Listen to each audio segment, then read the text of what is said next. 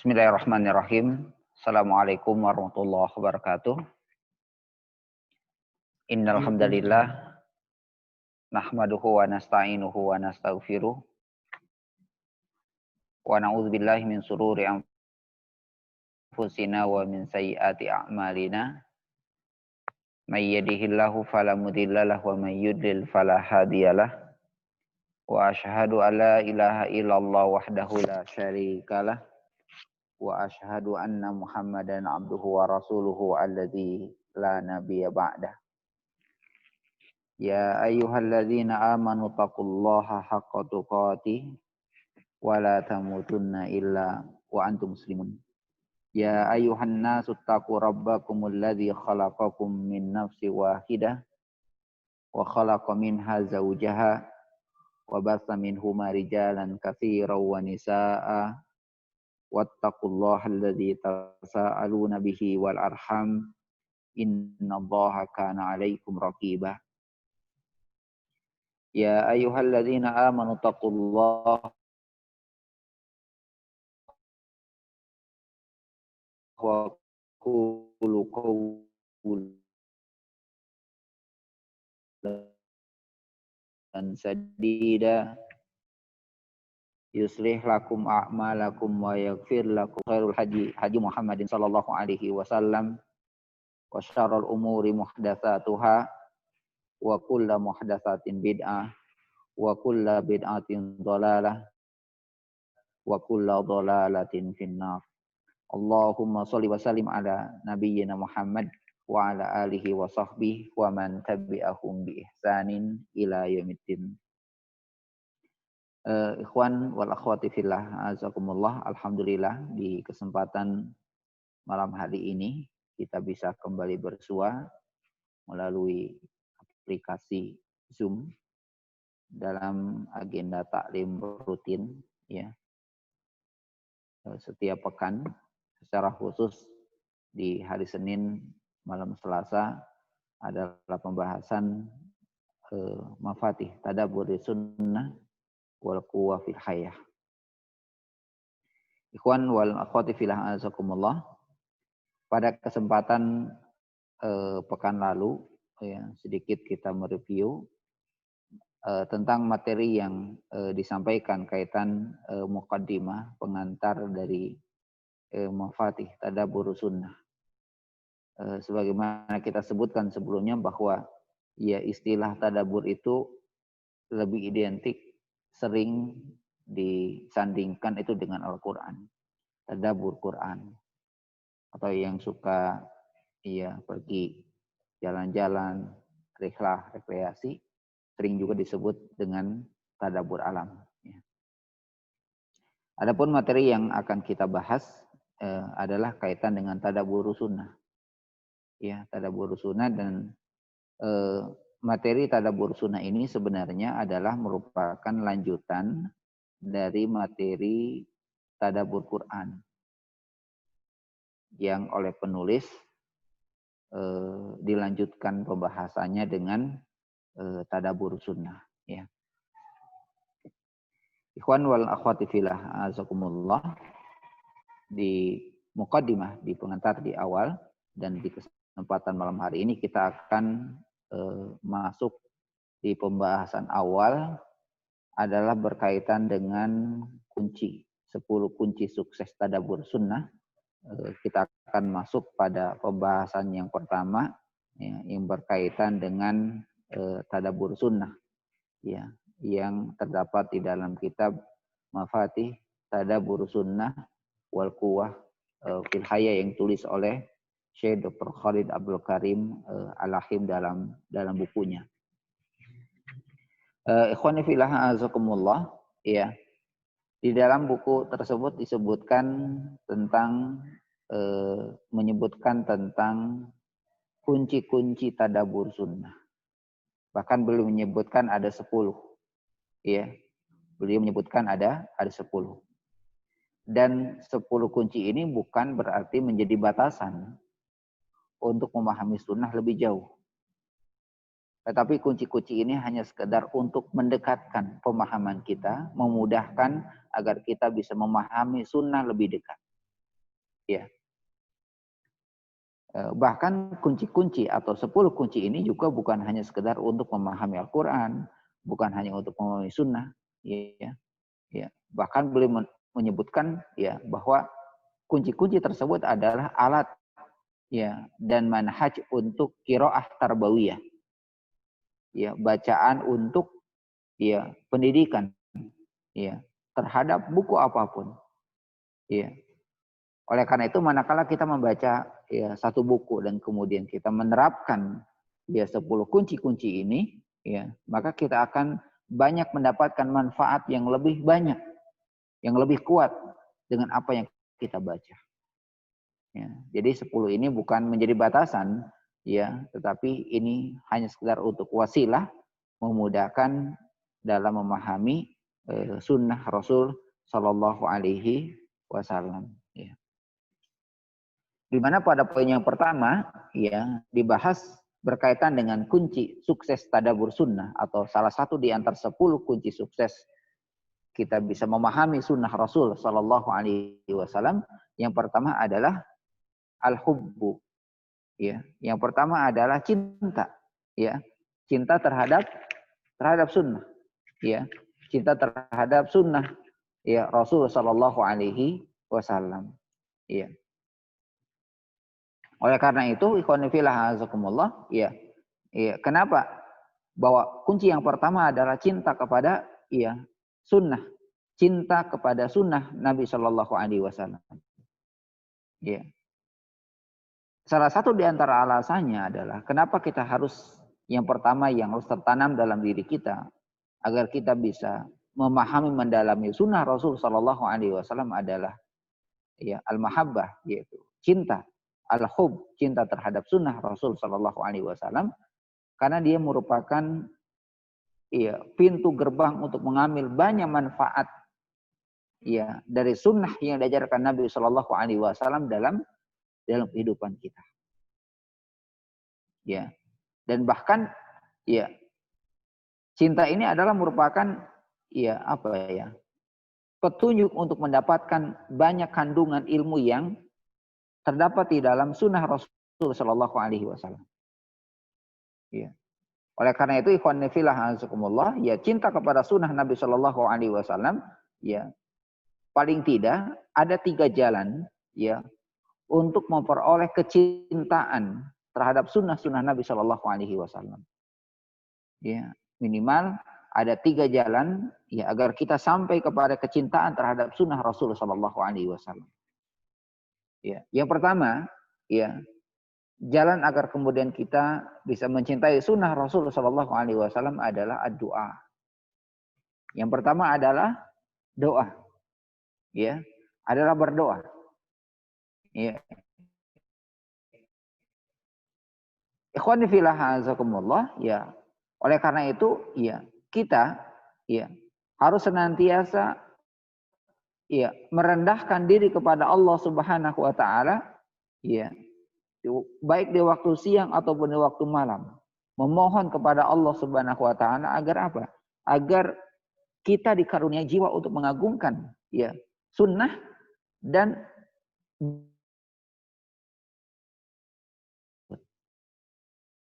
nah ini ya pentingnya kita bisa melahirkan cinta terhadap sunnah Rasul, kepada sunnah Rasul Shallallahu Alaihi Wasallam. Yang pertama adalah berdoa, meminta kepada Allah Subhanahu Wa Taala, memohon kepada Allah Subhanahu Wa Taala supaya hati kita ini dibuka, ya, agar Allah Subhanahu Wa Taala mengaruniai jiwa untuk mengagungkan sunnah sekaligus apa?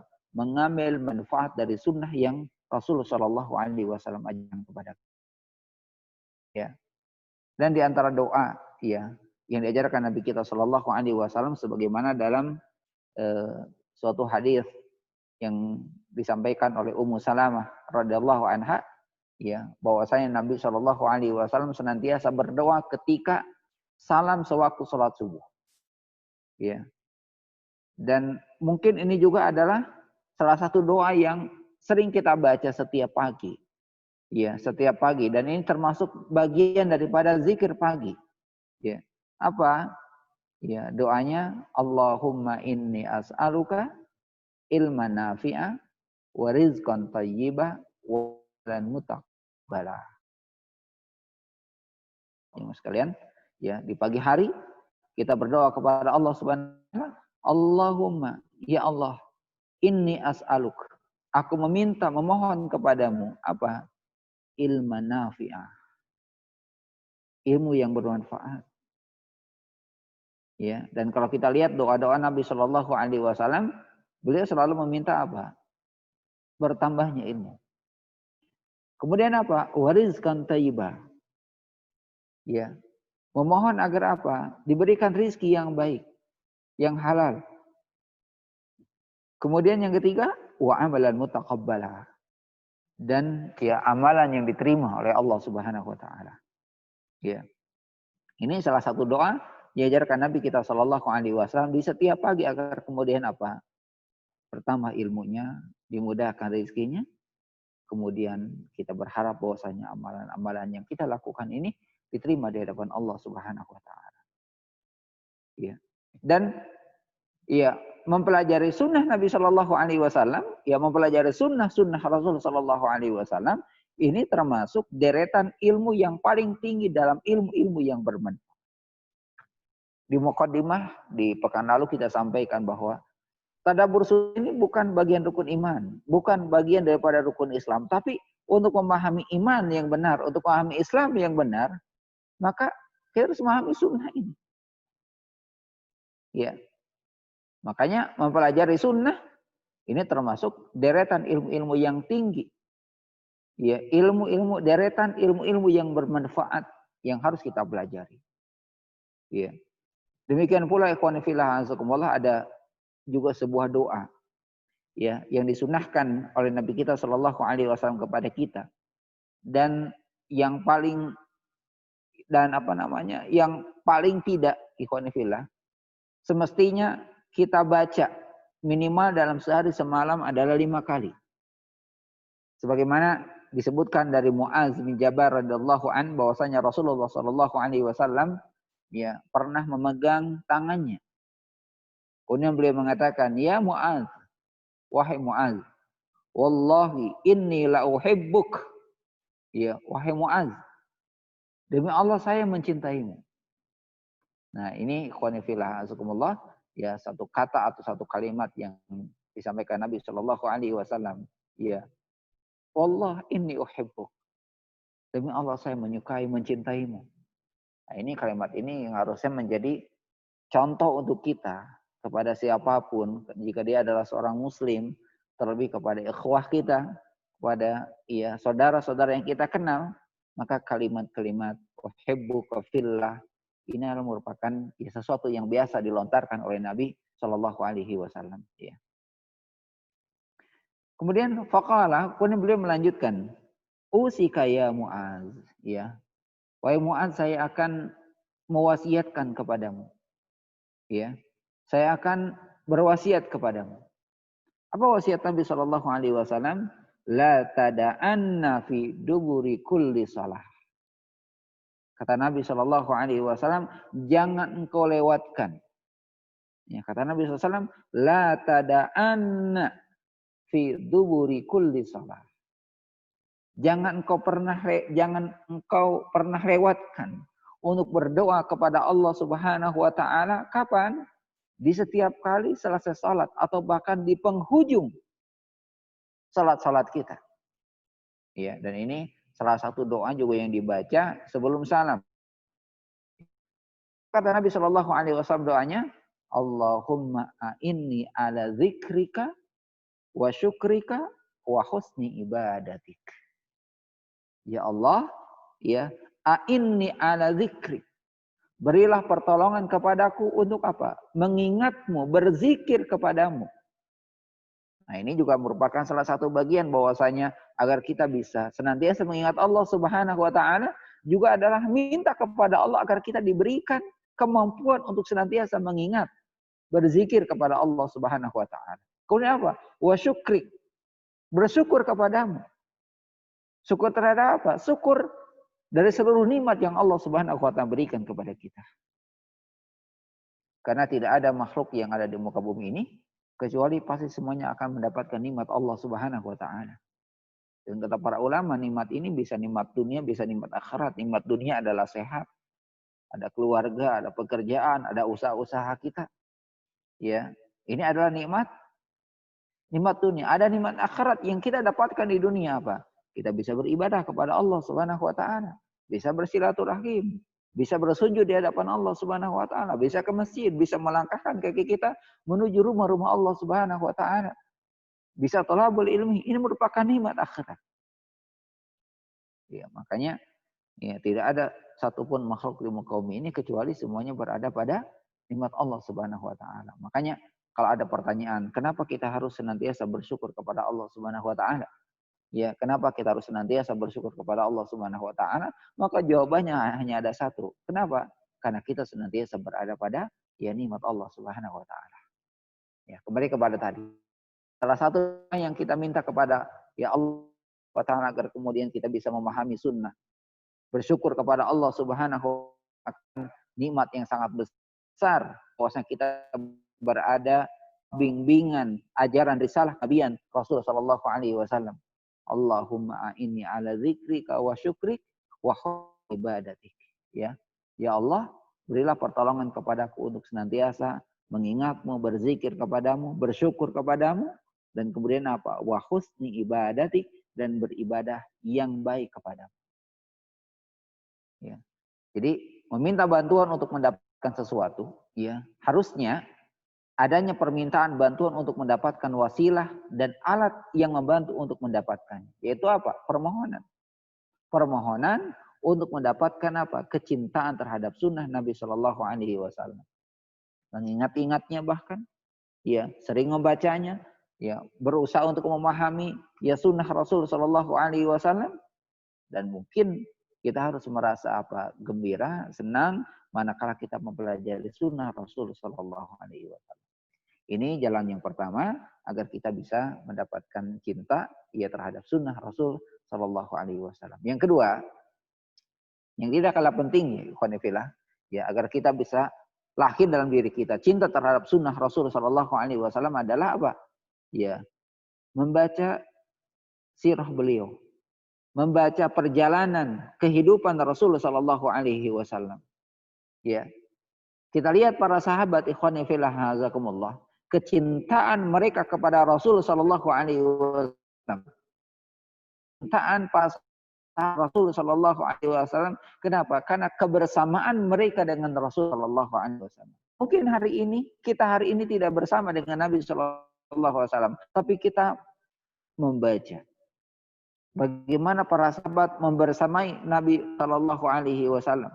Ya, kita membaca sirah nabawiyah. Risalah kenabian, maka akan mampu jiwa kita, jiwa seorang muslim untuk apa? Mengagungkan dan memuliakan beliau. Ya, bahkan akan tumbuh apa? Takzim, pengagungan, ya, dan menjadikan apa ya? Suci kata-kata beliau, sabda-sabda beliau. Dan hal ini bisa membuahkan kemauan untuk senantiasa apa? Mempelajari ya sunnah Rasulullah Shallallahu Alaihi Wasallam, menjaga sunnah-sunnah Nabi, bahkan curahkan waktu kita, mencuri waktu yang berharga, ya, yang kita guna mendapatkan sunnah-sunnah untuk diamal. Perjalanan kita berbeda dengan para sahabat ikhwan, ya. Para sahabat dahulu untuk mencari sunnah Nabi Shallallahu Alaihi Wasallam harus menempuh perjalanan yang panjang. Para ulama dahulu untuk mendapatkan sunnah-sunnah Nabi Shallallahu Alaihi Wasallam membutuhkan waktu dan pengorbanan yang panjang, pengorbanan yang sangat besar. Hari ini, ikhwanifillah, Allah berikan kemudahan-kemudahan kepada kita. Tentu terkadang, ya, kadang ada satu perkataan bahwa kesulitan untuk mendapatkan sesuatu, terkadang itu menumbuhkan semangat untuk mendapatkan sesuatu. Ya, jadi kesulitan untuk mendapatkan sesuatu terkadang akan semakin besarnya kecintaan ketika kita mendapatkan sesuatu. Ya, terkadang ya kemudahan untuk mendapatkan sesuatu, terkadang kurang sesuatu dalam diri. Kesulitan itu yang mungkin ikhwan fillah azakumullah didapatkan oleh para ulama kita, ya, didapatkan oleh para ulama sehingga ya mereka begitu besar kecintaannya kepada walau apa namanya, iya, isinya yang luar biasa, perjuangan untuk mendapatkan sunnah-sunnah Nabi Shallallahu Alaihi Wasallam itu yang melahirkan apa? Kecintaan kepada Rasulullah Shallallahu Alaihi Wasallam. Rasul Shallallahu Alaihi Wasallam ya seakan-akan ya dia sedang hidup bersama Rasul Shallallahu Alaihi Wasallam. Ya, kalau kita membaca tentang bagaimana sifat Nabi Shallallahu Alaihi Wasallam, bagaimana akhlak Nabi Shallallahu Alaihi Wasallam, seolah-olah kita ini berada di samping Rasul Shallallahu Alaihi Wasallam. Ketika kita makan dengan tangan kanan, karena kita melakukannya adalah mengikuti sunnah Nabi Shallallahu Alaihi Wasallam, seolah-olah Nabi bersama dekat dengan, ya, seakan-akan bahwasanya kita hidup semasa Rasul Shallallahu Alaihi Wasallam, mendengar suara beliau, ya, melaksanakan bersama beliau, berjalan bersama beliau, berbicara, bergembira, bahkan berjuang bersama Rasul Shallallahu Alaihi Wasallam. Maka ikhwan fillah azakumullah, ini ya termasuk hal yang sangat penting adalah mempelajari sirah perjalanan Rasul Shallallahu Alaihi Wasallam. Ya, makanya ya ada sebagian para ulama kita mengatakan bahwa Al-Quran itu isinya tidak lebih dari 3 ajaran pokok di dalam Al-Quran. Pertama adalah tentang akidah, ya sepertiga tentang akidah, kemudian sepertiga tentang hukum-hukum dalam Islam, dan yang ketiga adalah berkaitan dengan kisah. Ya, salah satu kisah yang diangkat oleh Allah Subhanahu wa taala adalah kisah perjalanan Nabi kita Shallallahu Alaihi Wasallam. Makanya kata Aisyah, kalau kita ingin melihat bagaimana akhlak Nabi Shallallahu Alaihi Wasallam, maka ya lihatlah Al-Quran. Ya. Ini yang kedua. Jadi untuk melahirkan kecintaan kita kepada sunnah, ya kepada sunnah Rasul Shallallahu Alaihi Wasallam adalah dengan apa? Salah satunya dengan mempelajari biografi, sirah, perjuangan ya Rasul Shallallahu Alaihi Wasallam. Kemudian ikhwan fillah, poin yang ketiga ya untuk melahirkan cinta kita kepada sunnah Rasul Shallallahu Alaihi Wasallam adalah dengan ya mempelajari ya urgensi daripada sunnah itu, mempelajari pentingnya mempelajari sunnah Rasul Shallallahu Alaihi Wasallam. Ya, hal ini ikhwan fillah kita bisa dapatkan dari kisah-kisah para salafus saleh. Ya, dalam hal pengagungan mereka terhadap ya sunnah-sunnah Rasulullah SAW dan bahkan kesungguhan mereka untuk menjaga sunnah-sunnah Rasulullah SAW. Ya, dan tentu banyak kisah-kisah yang diangkat oleh para ulama kita tentang bagaimana ya mereka mengagungkan sunnah Rasulullah SAW. Paling tidak, ikhwan fillah azakumullah, ya mempelajari ya kitab-kitab ya sunnah atau kitab-kitab biografi para rawi itu, kita akan banyak mengambil kisah dan contoh nyata di mana mereka mampu mendorong ya hatinya, mendorong seorang muslim untuk apa? Mengagungkan sunnah ya Rasulullah Shallallahu Alaihi Wasallam. Ya, dan mereka masya Allah luar biasa ya semangat untuk menulisnya, ya menjaganya, menulisnya, menjaganya, mengamalkannya, menyebarkannya, serta mendakwahkannya. Itulah perjuangan para ulama dahulu. Jadi mereka bukan hanya sekedar semangat untuk mendapatkan ilmunya, tapi mereka apa? Menjaga. Kemudian apa? Mengamalkannya. Kemudian apa? Menyebarkannya. Kemudian apa? Mendakwahkannya. Ya.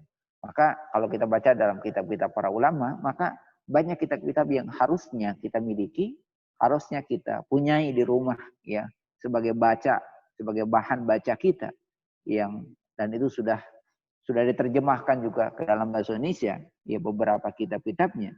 Di antaranya misalkan Syiar A'lam An-Nubala yang ditulis oleh Al-Hafidh ya Az-Zahabi ya, dan kitab-kitab yang lain misalkan Ar-Rihlah fi Thalabil Hadits ya yang ditulis oleh Al-Khatib Al-Baghdadi ya. Ini menjelaskan tentang apa? Menjelaskan bagaimana ya para sahabat mengagungkan sunnah Rasul Shallallahu Alaihi Wasallam.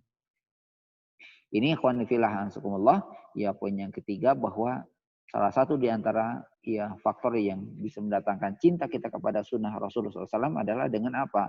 Mempelajari sunnah itu. Ya, mempelajari hadis-hadis Nabi Shallallahu Alaihi Wasallam. Oleh karena itu, ya kita mulai mencoba untuk membacanya, ya menghafalnya. Jangan kitab-kitab yang besar, jangan kitab-kitab yang tebal. Kitab-kitab yang tebal ini selain memang ya mahal, kemudian berat, isinya juga banyak, ya mulai dari kitab-kitab kecil. Sebagaimana ya hafalan-hafalan kita, ikhwan fillah azakumullah, yang senantiasa kita coba untuk jaga. Ya, misalkan Kitabul Jami, ya Bulughul Maram, ya atau misalkan hadis Arba'in, yang 42 hadis, ataupun kitab-kitab yang lainnya, ini adalah merupakan salah satu bentuk kecintaan kita kepada ya sunnah Nabi Shallallahu Alaihi Wasallam. Ya, kemudian yang terakhir, ya, para ulama kita pun juga menyebutkan tentang di antara tanda-tanda mencintai sunnah. Ya, jadi ketika kita mencintai sunnah Nabi Shallallahu Alaihi Wasallam, paling tidak ada tanda-tanda yang bisa kita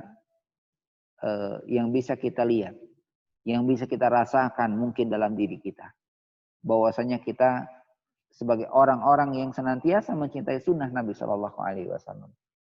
Ya, salah satu di antara tanda atau tanda-tanda orang-orang yang mencintai sunnah, mencintai hadis Nabi Shallallahu Alaihi Wasallam, ya, mencintai Rasul Shallallahu Alaihi Wasallam adalah yang pertama, ya sering membaca, ya sering membaca dan menelaah kitab-kitab hadis. Paling tidak sering membaca ya hadis-hadis Nabi Shallallahu Alaihi Wasallam, mulai dari tadi Kitab Bulughul Maram misalkan, kemudian Riyadhus Shalihin yang isinya lebih banyak dengan sentuhan-sentuhan ruhani, tazkiyah, ya. Ini yang harus kita baca, ya. Karena ikhwan fillah azakumullah, ya, andaikan kita mau membaca hadis-hadis Nabi Shallallahu Alaihi Wasallam, mungkin kita tidak akan sampai selesai membaca hadis-hadis Nabi Shallallahu Alaihi Wasallam. Ya, tidak akan sampai. Tidak akan cukup usia kita, waktu kita untuk apa? Membaca hadis-hadis Nabi Shallallahu Alaihi Wasallam. Kenapa? Sangat banyak. 23 tahun usia Nabi Shallallahu Alaihi Wasallam, maka usia itu pula penuh dengan apa? Pelajaran dan hikmah yang perlu kita pelajari. Yang kedua, ya selain sering membaca, ya membaca sunnah Nabi Shallallahu Alaihi Wasallam, ya saya dulu waktu kuliah, ya Riyadhus Shalihin itu yang dibaca setiap pada asar, itu mungkin sekitar 3 tahun baru selesai. Ya, suatu saat ya ada seseorang yang bertanya tentang hadis Nabi Shallallahu Alaihi Wasallam, tiba-tiba teringat, oh pernah saya dengar hadis itu. Ini paling tidak tadi membaca atau mendengar. Ya, yang kedua adalah ya selain membaca adalah berusaha untuk apa? Menghafalnya. Ya, berusaha untuk menghafalnya. Ya, menghafal hadis Nabi Shallallahu Alaihi Wasallam, ikhwan fillah, memang kesulitannya adalah ketika kita menghafal rawi, ya, menghafal riwayat, ya, menghafal rawi, ya, menghafal riwayat. Ini yang agak sulit, berat, menghafal nama. Tetapi ikhwan fillah, para ulama dahulu, ya, mereka mampu, ya, mereka mampu untuk apa? Mereka mampu untuk menghafal nama-nama itu. Ya, menghafal nama-nama itu. Dan mereka bisa. Ya, mereka bisa. Ya, coba mungkin kalau kita ditanya, berapa sih hadis yang hafal? Ya, mungkin di antara jawabannya ada yang matanya saja. Misalkan at-tahur syatrul iman. Ya, yang kadang sering keluar kata-katanya adalah an-nazafatu minal iman, atau bahkan hadisnya apa, tapi maksud dan tujuan dari hadis yang kita baca, ya berbeda dengan apa yang diinginkan dalam hadis tersebut. Misalkan, ya al-fitnatu asyaddu minal qatl. Kadang ada orang itu dituduh dikit-dikit, kemudian dia bilang fitnah itu lebih kejam dari pembunuhan, langsung hafal hadis. Tetapi tujuan daripada hadis itu bukan itu, gitu kan. Jadi, ya tadi sering membaca. Yang kedua adalah apa? Berusaha untuk menghafalnya, ya. Berusaha untuk menghafalnya dan merasa sedih, bersalah bila tidak melakukannya. Ya. Nah, oleh karena itu ikhwani fillah, dan itu tidak akan pernah didapatkan untuk menghafal hadis-hadis Nabi Shallallahu Alaihi Wasallam dalam kondisi kita seperti ini, kecuali kita harus membuat kelompok-kelompok kecil untuk menghafal hadis-hadis Nabi Shallallahu Alaihi Wasallam. Ya, kalau kita tidak pernah hanya sekedar kajian, mendengar kajian, ya, maka tidak ada targetan hafalan itu. Ya. Yang ketiga, ya, di antara tanda mencintai sunnah Rasul Shallallahu Alaihi Wasallam adalah merasa bergembira ketika mempelajari, ya, di majelis-majelis ilmu.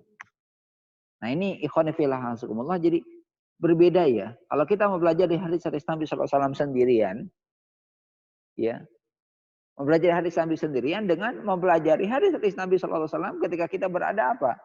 Di bangku sekolah atau di majelis-majelis ilmu. Ya. Kenapa ikhwan fillah sekolah kita harus datang ke majelis ilmu? Kenapa? Ya, salah satunya adalah supaya kita tidak salah memahami hadis yang kita baca. Karena belum tentu apa yang kita baca itu yang dimaksud. Ya, makanya kita pentingnya datang ke majelis ilmu. Jadi, ya, ketika kita datang ke majelis ilmu, maka insya Allah di situ akan tumbuh rasa cinta kepada sunnah Nabi Shallallahu Alaihi Wasallam. Kenapa? Karena di situ akan disebutkan tentang apa? Ya, sunnah-sunnah Rasul Shallallahu Alaihi Wasallam. Ini yang ketiga. Poin yang keempat, ikhwan fillah azakumullah, bahwa salah satu di antara tanda-tanda ya mencintai sunnah ya Rasulullah Shallallahu Alaihi Wasallam adalah ya merasa rindu, ya merasa rindu kepada sunnah Rasulullah Shallallahu Alaihi Wasallam bila ya lama tidak membaca sunnah Rasul Shallallahu Alaihi Wasallam. Ada rasa kerinduan untuk membaca hadis-hadis Nabi Shallallahu Alaihi Wasallam, dan itu ikhwan fillah tidak akan pernah dirasakan manakala kita jauh dari sunnah Nabi Shallallahu Alaihi Wasallam. Datangnya kerinduan, kenapa? Datangnya kerinduan adalah karena adanya interaksi sesering mungkin dengan sunnah Rasul Shallallahu Alaihi Wasallam. Ya, karena hakikatnya ikhwan fillah, ketika kita membaca sunnah-sunnah Rasul Shallallahu Alaihi Wasallam, membaca hadis-hadis Nabi Shallallahu Alaihi Wasallam, membaca tentang sirah perjuangan Rasul dan bahkan para sahabatnya ikhwan fillah, maka di situ akan semakin kerinduan kita untuk membaca sunnah-sunnah Rasul Shallallahu Alaihi Wasallam. Di situ kita akan semakin kecil, ya. Di situ kita akan semakin banyak kekurangan, ya, dari sunnah-sunnah Rasul yang belum kita ketahui. Ini jadi poin yang keempat adalah merasa rindu, ya, kepada sunnah Rasulullah SAW bila apa? Lama tidak pernah membaca. Bila lama tidak pernah mengkaji. Ya. Makanya ikhwan fillah kadang gersang ya hati kita jika kita ini tidak pernah diisi, itu gersang.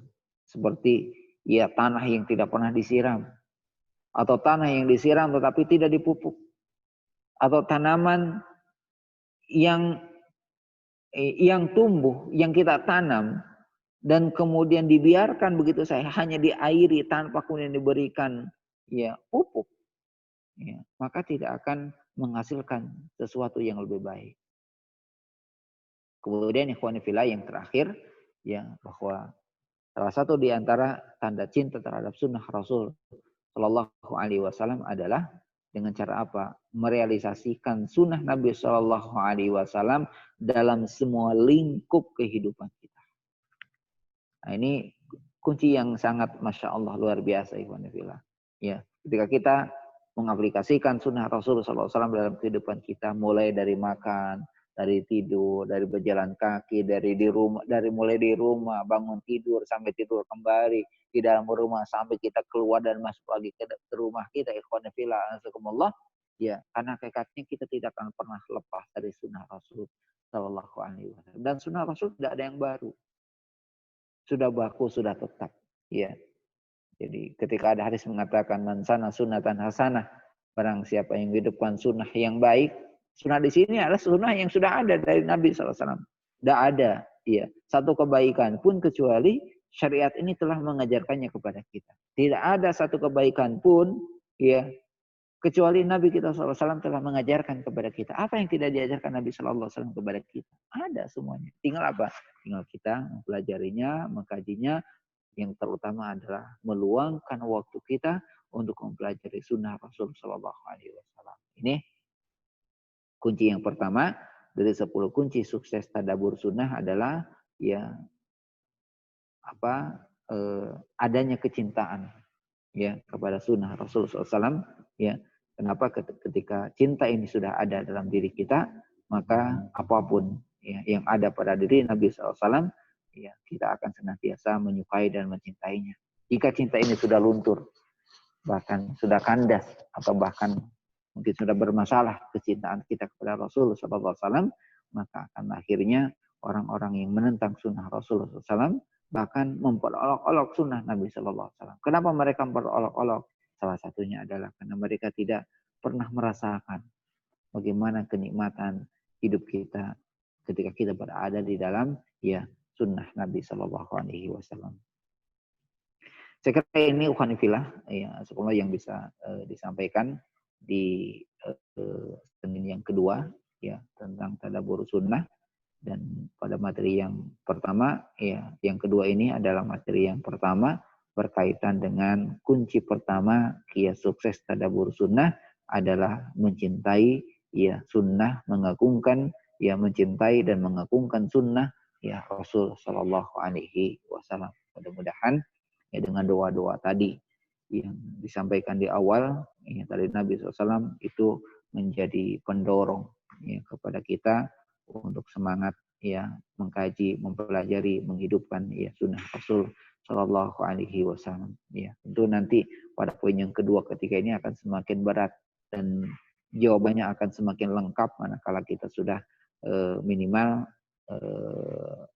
memahami ke-10 kunci sukses dalam tadabbur sunnah ya Nabi Shallallahu Alaihi Wasallam.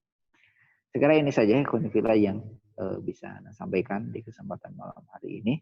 Ya, semoga bermanfaat. Ya, subhanakallahumma rabbana bihamdik, asyhadu an la ilaha illa anta, astaghfiruka wa atubu ilaik. Akhiru da'wana alhamdulillahirabbil alamin. Wassalamualaikum warahmatullahi wabarakatuh. Waalaikumsalam warahmatullahi wabarakatuh. Ini masih ada waktu, Ustaz, sekitar 4 menit, tapi tidak ada pertanyaannya, kita tutup aja. Iya. Langsung ditutup ya? Iya. Ya, alhamdulillah kepada ikhwan dan akhwat semua, karena kajian ini sudah ditutup, maka kita langsung tutup kajian kita malam ini. Subhanakallahumma bihamdika, asyhadu an la ilaha illa anta, astaghfiruka wa atubu ilaik. Assalamualaikum warahmatullahi wabarakatuh.